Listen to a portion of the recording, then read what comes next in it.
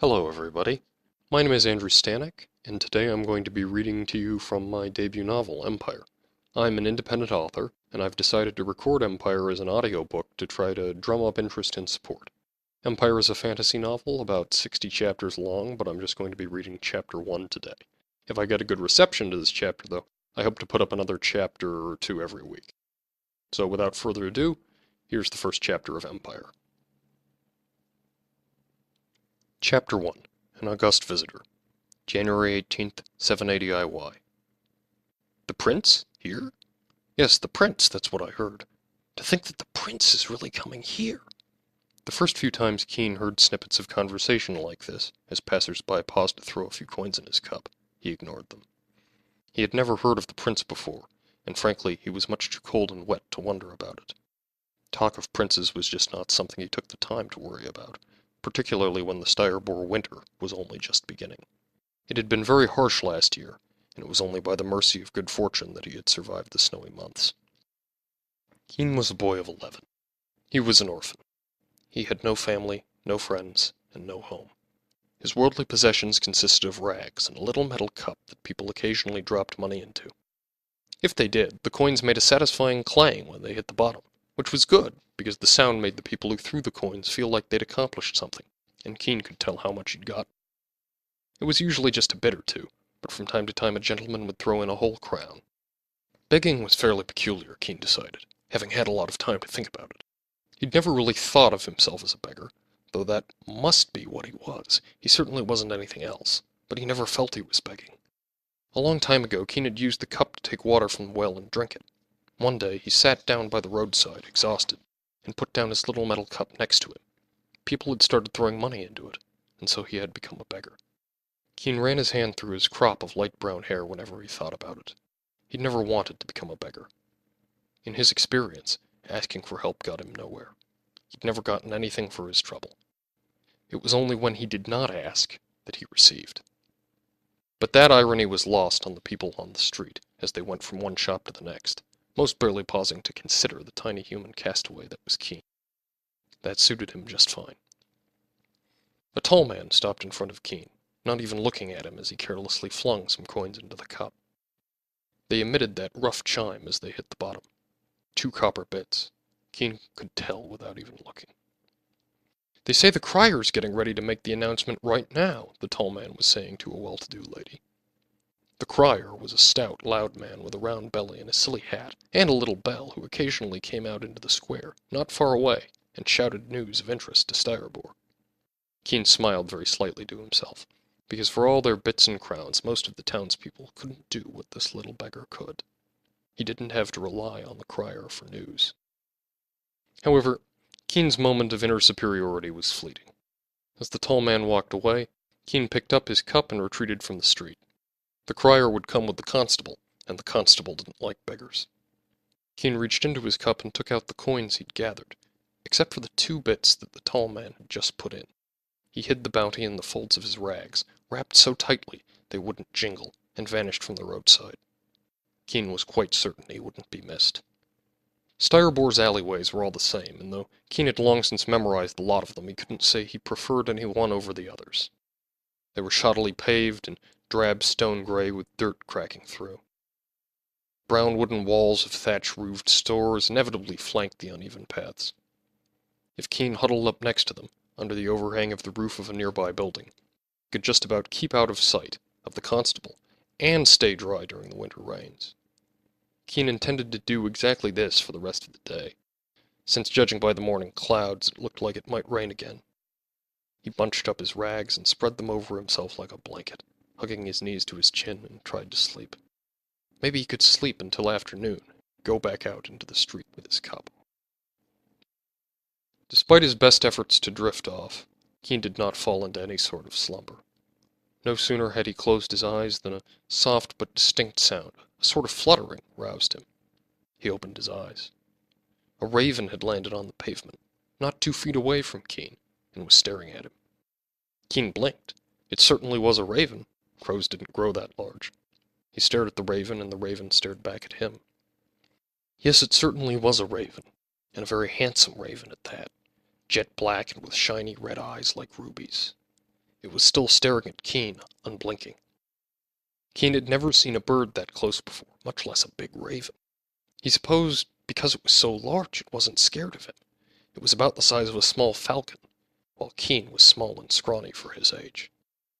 It continued to observe him almost curiously. At one point it cocked its head to one side, as if examining him from a different angle, then cocked its head back. Did it want something from him? "I'm sorry," Kean said finally. "I don't have any bread or anything for you, if that's what you're after. I don't even have anything to eat myself." Kean was almost surprised to hear the sound of his own voice. He rarely spoke, since he rarely had anyone to talk to. In fact, he spoke so infrequently that when he did, his voice was like a stranger to him. His speech was exceedingly soft and gentle, though, perhaps with a hint of a musical lilt to it, so fluid that it did not startle the raven. "You probably shouldn't stick around here," Kean continued. "Some of the other boys trap birds if they get really hungry." The raven ignored his advice and stayed where it was. Kean sighed. He guessed there was no reasoning with ravens.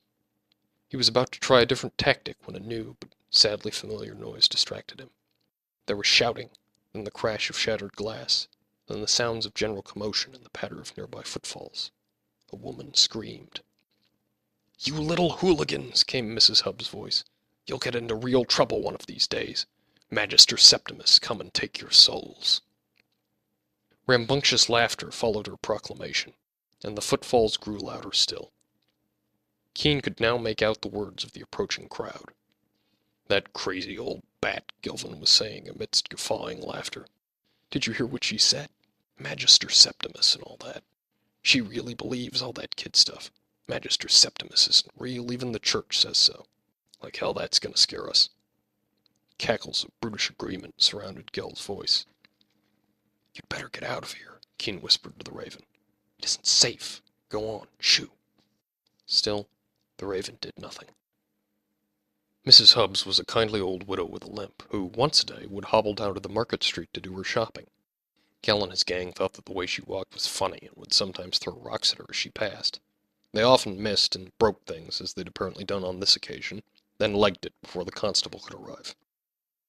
In her yells, Mrs. Hubbs had called the group hooligans, and Kean decided that was a pretty good name for Gel's lot. Some of them were orphans, like Kean was. Others were poor runaways and troublemakers of other flavors, but none of them were friends to Kean. The sound of their laughter told Kean that they were getting closer. "Go, please," he begged the raven, but his final plea fell on deaf ears. The night-black bird remained firmly in place, scrutinizing him. Gel and his group rounded the corner and spotted the raven almost immediately. "Hey," said one of them, pointing at the bird. "Look at that. Let's get it." Gel agreed and aimed a stone at the beautiful raven and chucked it hard. Mercifully, it missed both the bird and Kean, and thudded into the wood of the building behind them. The raven turned a baleful eye on the gaggle of miscreants, who launched several more stones at it. All struck the wall with a cacophony of dull thuds, and the raven, looking slightly resentful, flew away. Some of the boys turned to try to strike it down in the air, but Gel stopped them. "You idiots are just wasting stones now," he said. "Besides, look who we got here, our old pal Kean. How are you doing today, Kean?" Kean said nothing. "Oh, he's ignoring us. It's not very nice of him, is it?" The dozen or so boys behind Gel roared in disapproval. Gel was 15, the biggest in the group, and powerfully built. He constantly kept his dark brown hair covered by a little short-brimmed cap, and he carried a cane he'd gotten somewhere over his shoulder. The cane was used to deliver beatings, which Kean was not particularly eager to receive. "I'll ask again," said Gel.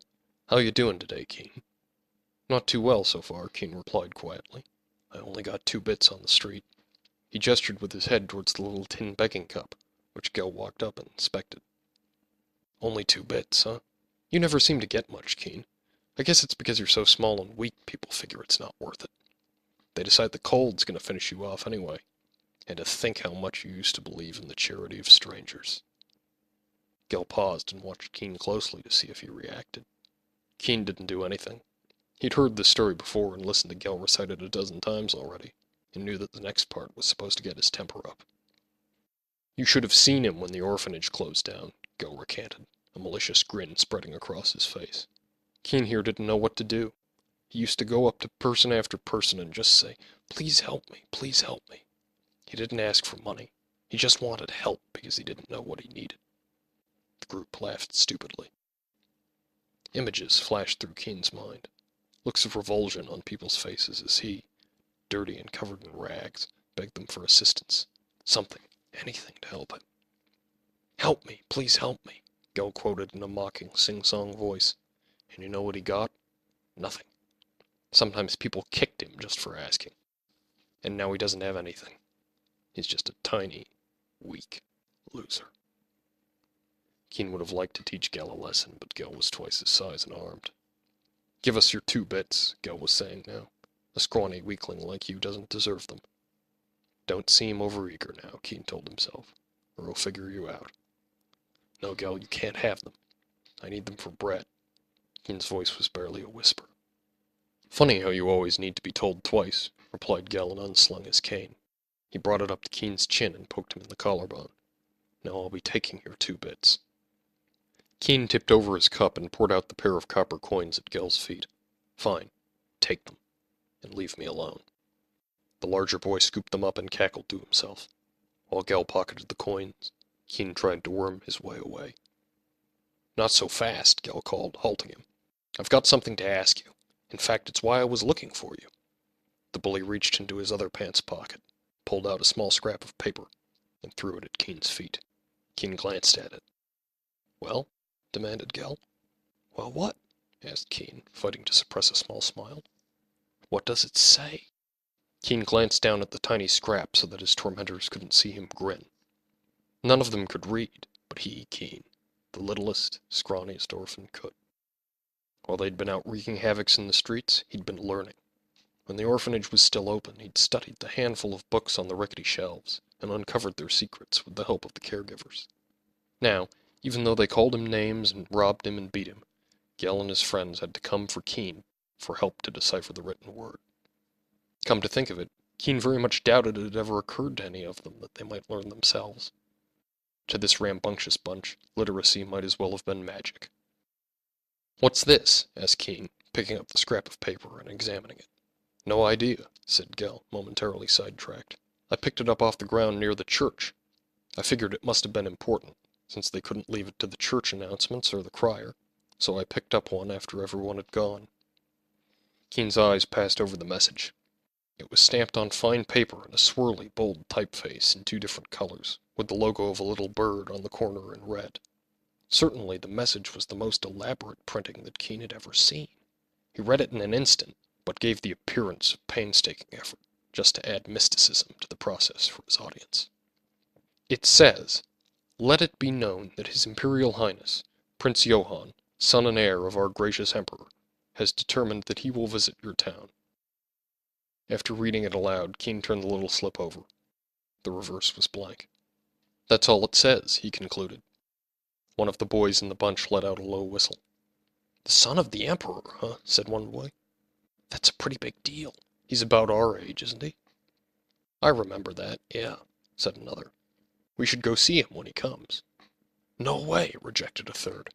"I heard that if you even look at the Emperor wrong, they kill you." He drew a finger across his throat and made a squelching noise. "Dead." "Don't be stupid," said Gell, having completely forgotten Kean in the excitement. "That's the Emperor, not his son. Besides, the whole town will be there to watch him show up, right? There'll probably be a parade or something. It can't hurt to get a look in." "Let's go tell the others," said some other voice, and a buzz of general excitement filled the crowd. Soon they had walked off. Before he went, Gell had sauntered over to Kean and dropped a sizable stone in his cup. The dead weight had made a very loud bass clang as it hit the metal. "A little gift for helping us out," Gell explained, provoking more cackles from his fellows. "Maybe you can trade that in for bread." The whole lump of them had left laughing at that stupid joke. When they'd finally gone, Kean smiled to himself, and dumped out the stone into the dirt. They'd gotten 2 bits from him, but he still had a dozen that he'd cleverly concealed in his rags, and they'd also given him some interesting information. A flapping sound diverted his train of thought. Kean turned to see that the raven had returned, and settled down in exactly the same position it had before. Then another flurry of wings, and black broke the air, and a second raven settled down next to the first. This second bird looked very much like the first, except it had bright green eyes that shone like gems. Both pairs of raven eyes, emerald and ruby, fixed on him. "Is this your friend?" Kean asked the first one. It did nothing to respond. Maybe they were a pair, Kean decided. They might have nested on an adjacent rooftop. "I'm sorry that Gell and his cronies scared you off," apologized Kean. "If it makes you feel any better, you only had to move. They got 2 bits from me." Despite Kean's friendly appeal, the raven simply continued to stare at him. "I've always heard that ravens were scary birds, but you don't seem so bad," Kean soldiered on. "Gell, on the other hand, he really is terrible. But he needs me sometimes, because I can read and he can't. That's why I don't need to listen to the crier. I can go read the church bulletin board, and lots of other things, too." They just kept staring at Kean with those curious, bejeweled eyes. Somehow, Kean thought he saw a strange kind of avian cleverness behind their gleaming stares. He could almost imagine they understood him. "I wonder why the Imperial Prince is coming here. I'm sure we're part of the county, but the Count never comes to Styrbor, and he doesn't even have the whole Empire to choose from." Suddenly, a ray of sunlight spilled across Kean, startling him. He looked up to find that the storm clouds that had been hovering ominously overhead backed off, and the sun was poking cheerily through. With the world looking a little more hospitable than it had before, Kean made up his mind. Even though he had very little in the entire world, Kean did have a passion, a dream, an ambition. He knew it was silly and fantastical, but he indulged himself in it anyway, particularly after Gell and his company of thugs extorted a few bits from him. It helped him to forget how poor and hungry and powerless he was, and let him imagine for just a few minutes that he was someone else. "I'm going to go watch the fencing," Kean announced to the ravens. "I'm sorry to have bothered you." He grabbed his cup and stood up, intending to leave, and turned his back on the strange birds. As soon as he did, there was another symphony of feathered wings, and Kean turned back around to find that both ravens had disappeared. Kean blinked. He must have scared them off when he stood. "Oh well," he thought to himself, and set off. Down the river, past the old mill, across from the tall grass, there was a brightly painted stone building with a big open-air courtyard. This curious structure was the fencing academy.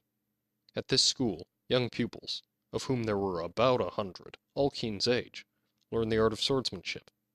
Kean had discovered the academy during his wanderings around the countryside, and became instantly enamored with it. When he'd been learning to read, he had fascinated himself with the tome of old stories. It had been filled with tales of knights and damsels and tournaments and glorious battles, and Kean had decided that he'd quite like to be a knight.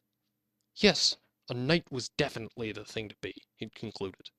To have a suit of shining armor, go slay dragons and defend the weak, a category which Kean often neglected to remember included himself, was definitely the life for him. With this fantasy taking firm root in his imagination, Kean had once disclosed his secret ambition to one of the caregiver mothers, before the orphanage had closed. She had laughed and told him, as kindly as possible, that knights were from before the time of the Empire, and while they might have battled dragons and evil wizards once, they didn't exist any more, and those few knights that did exist were just people who had done a great service to an imperial lord, and probably weren't warriors in any event. Kean had been very disappointed, of course, but since the imagination is a thing that tends to stay somewhat disconnected from reality, he had not surrendered the dream in its entirety. Kean had often traveled down to the river for water. He discovered the fencing academy by chance after the orphanage had closed. Most times in the day, students could be seen lining up out in the courtyard, pairing off and sparring in little practice matches, or otherwise receiving instruction. While he knew his knightly fantasy was just foolishness, Kean still loved to watch, the flashing of the practice weapons, the back and forth of swordplay. He imagined himself with one of those shining blades at his hip, sometimes an honorable duelist, whom people like Gelvin wouldn't dare to challenge. Impossibility was nothing for Kean, whose desire to spectate at the fencing academy had grown with age. He discovered that if he concealed himself in the tall grass, he could creep close enough to the school to hear what they were saying. Once or twice he was caught by an instructor and tossed off the premises, but since he was just watching, they hardly ever did more than eject him. More often, they never noticed him at all. Most of the time, he'd sink down in the tall grass and watch the exchanges between pupils and masters. After a while, he even got to recognize some of the better students. There was that tall, lithe one, George, the top student, who wanted to become an officer in the county guard, and Mark, the second student, shorter but quick, an expert with the foil and the rapier. And of course Cecil, the dark horse, who took powerful swings and spoke of fighting at the Colosseum as a gladiator. Often, Kean found himself becoming so intoxicated by the sights and sounds of the dueling academy that he became blind to everything else, and today was one such day. He did not feel the heavy steps behind him, nor hear the crunching of the reeds beneath a boot, until it was too late. One heavy hand came down on Kean's shoulder, and he gave a small yelp. "I'm sorry, I was just watching," Kean squealed automatically, but his squeaking halted abruptly when he saw who had clamped him on the shoulder. Standing there was one of the oddest men Kean had ever seen. He was tall, with a strong build, neither thin nor fat, and he wore a loose hanging crimson tunic over dark slacks. If he'd had to guess, Kean would have said the man was late middle-aged. He surely had had black hair once, but age had grayed it, and his head was wild, with disorganized errant hair sticking up this way and that. The man wore a huge olive-green traveler's backpack, bulging with irregular lumps, and a big bedroll crowned over the top of his burden, all secured by a pair of shoulder straps that he hooked his hands behind like they were suspenders. His face was not wrinkled, though it certainly was lined, and his dark eyes crackled with the warmth of a good fire as he smiled down at little Kean. All in all, this newcomer looked very strange indeed, but all the same had an odd dignity about him, as if he were a slightly eccentric nobleman. "You like to watch the fencing?"